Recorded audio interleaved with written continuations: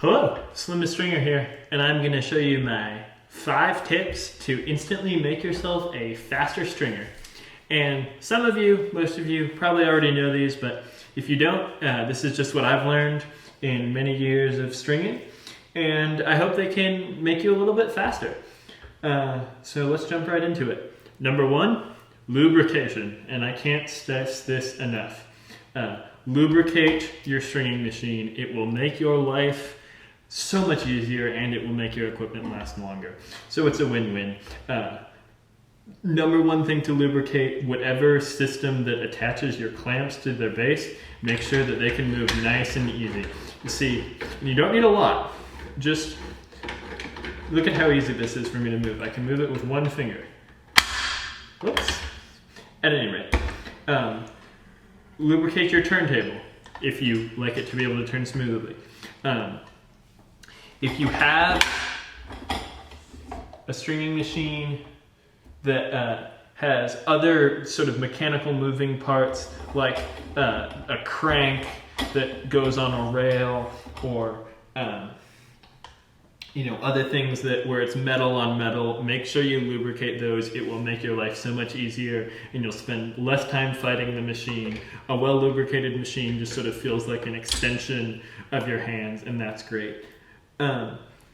Lubricant I use, the only lubricant I would ever use on a stringing machine is Tri-Flow Superior Lubricant. You can get it at bike shops usually, or at least there have been a couple bike shops or you can just get it on Amazon or at your hardware store. This stuff is awesome. It cleans really well. You definitely want a cleaning lubricant, just because in stringing machines, lots of sort of gunk, whether it be dirt or sweat or pieces of string and residue from string, it gets everywhere. It's a dirty kind of thing, and you want a cleaning lubricant to make sure you get all of that crap out of there. I also, this stuff is fairly thick, which is nice, and kind of sticky, which is nice if you're putting it on something like these clamps that are a vertical surface. And I'm not paid by them or anything, I just really like this stuff. And it was recommended to me by a person who actually builds stringing machines, so this is the only thing that I'll use. And it also doesn't smell terribly bad. It kind of smells like bananas to me, I don't know why. But anyway, that's number 1, lubrication. Number 2, I hope I described this well, but when you're stringing your crosses, use your hips as a brake. Now, see, I'm stringing this racket, and I'm stringing the crosses, and it has a tendency to rotate. You all know that feeling of it rotating, and that can be kind of hard. But what you can do is you can lean in with your hips into the turntable, and that stops the racket from rotating against you. And I just have found that really helpful to just sort of lean into it, and you'll get a feel for it after doing it a while. So that's number 2. Number 3, use sets rather than reels of string. Now, this is not to make you a better stringer or to make you a more cost-effective stringer, because if you want to be a cost-effective stringer and you want to make money, get reels, because you just get a lot more string for your money.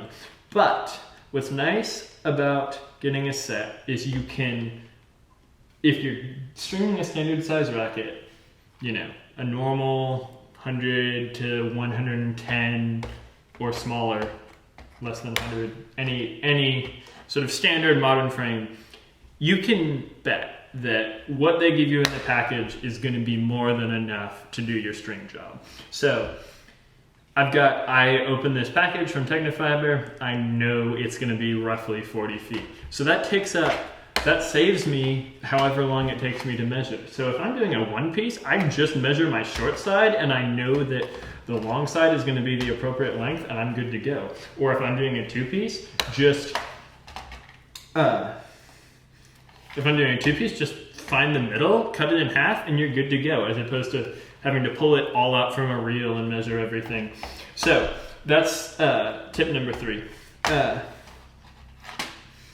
Tip number 4 is kind of similar to tip number 1, but just make sure everything, and I mean everything, is adjusted properly. So clamps, string puller, just make sure everything's in adjustment. Don't compromise on maintenance and setup and fine-tuning everything and making sure everything's right, because ultimately you don't want the machine to hold you back. You want the machine to sort of work with you to string the racket, not against you. You never want to be fighting the machine. I've definitely strung on machines that it feels like I'm fighting it.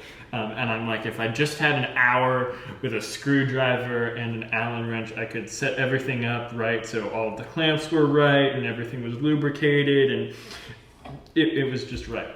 And sort of in conjunction to that, make sure that your machine is the right height. If you're really tall, you don't want to be hunched over too much. If you're really short, you don't want to be looking up at your stringing machine. So just make sure that it's at a height that's comfortable for you, because if you are comfortable, that's when you are at your fastest, when you are comfortable. And then the last thing I would say, tip number 5, would be, if you say you have multiple rackets, string the ones that have similar head sizes next to each other, so you spend less time readjusting your mounting points. And this doesn't apply nearly as much to a 2-point mounting system, but on a 6-point mounting system, this can actually save you a bunch of time. So say I've got a wood racket, and then I've got 2 Wilson Pro Staff, like modern 2021 Wilson Pro Staffs with a larger head, and then say I've got some Yonex rackets that are oversized. So say if I've got my Yonex rackets, I'm going to do all of my rackets of a certain head size, just because the adjustment between racket, if it's the same racket, I won't have to adjust my mounting points at all, which is nice to save you time. And then if they're rackets with similar head sizes, you don't have to adjust the mounting points very much, which just saves you, it probably won't save you a great deal of time, but if you're stringing 500 rackets, 1,000 rackets in a season, that'll any little second that you can save adds up. And then just sort of following up on that, and I talked about this. This is sort of an honorable mention in tips that can save you time. Just when you're starting, make sure you do your cuts at an angle, like this. Cut your string at an angle. Why? It helps you get through holes easier. It helps you get through blocked holes, blocked grommets, those sort of things a lot easier if you're cutting at that angle. Think of cutting your string in the shape of a needle. That's what helps. And again, probably not going to save you a whole lot of time, but I've just found, especially in this industry, time is money, and you want to spend as little time stringing rackets as possible. That's not to say, I am very much a quality over quantity type of stringer. I'd much prefer to do 3 perfect string jobs than 20 imperfect string jobs. I do like to take my time and enjoy the process and really feel the machine moving. But I acknowledge that in this business, time is money, and sometimes, if you're like me and this is a side job, and I'm in college and it's a side job, and sometimes I've got class in an hour and I've got to knock out 3 or 4 rackets in that time, and you got to have some punctuality about yourself. So just hopefully these tips can save you a little bit of time, and let me know if you have any questions, and subscribe for more stringing videos. Thank you so much, and Happy New Year.